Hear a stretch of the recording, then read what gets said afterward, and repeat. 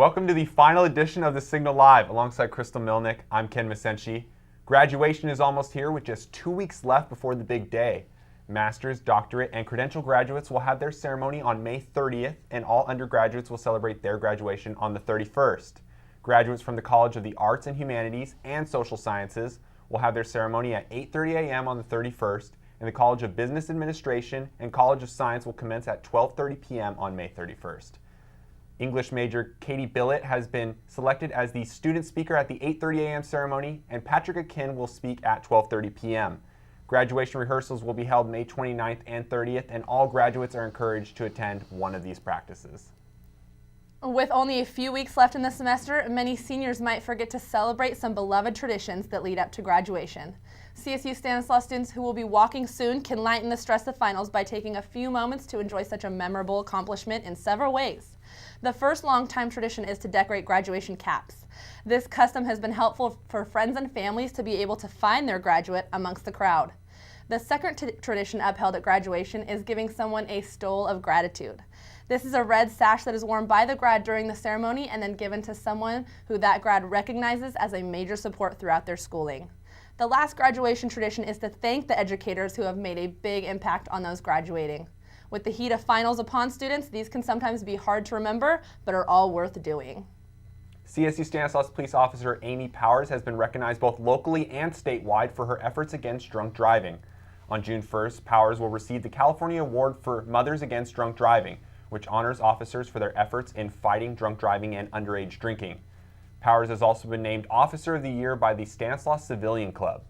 To learn more about Amy Powers, who graduated from CSU Stanislaus in 2010, check out this week's Signal. Warrior Day 2013 took place on May 10th from 12 p.m. to 4:30 p.m. at the CSU Stanislaus Amphitheater. The event featured popular artist Shwazy. This was a year of high expectations for Warrior Day, as policy allowed Stanislaus students to bring 2 guests with them. Most attendees enjoyed their time as athletes, students, Greeks, guests, and club members all intermixed. Other activities at Warrior Day included a zip line, mechanical bull, bungee jump, trampoline, rock wall, henna and airbrush tattoos, a slip and slide, and photo booths. Warrior Day brings all students together to celebrate being a warrior before finals start and the journey ends for all the seniors.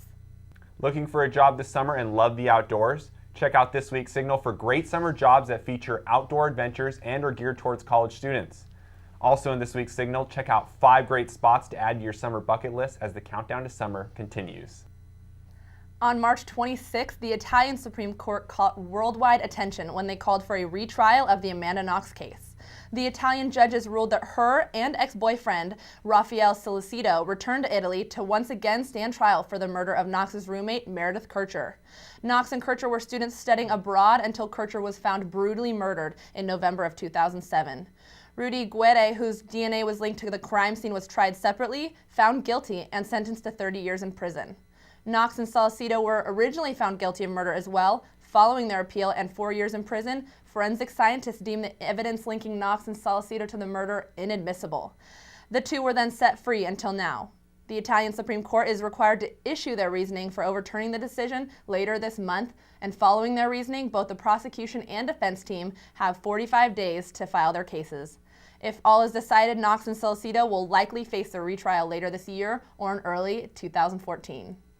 5 years ago, Bay Area sports teams struggled for notoriety. Now the Bay Area is listed along with Los Angeles, New York, and Chicago as the best sports towns in America. Check out this week's Signal to see why the Bay Area may be leaving all those other major cities in the dust. And that concludes our final edition of the Signal Live. It has been great bringing you 19 episodes of the show this past school year. Thank you to Jerry Anderson and Joe Carranza for making all this possible. For Jerry, James, and Kenny, I'm Crystal. Thanks for watching.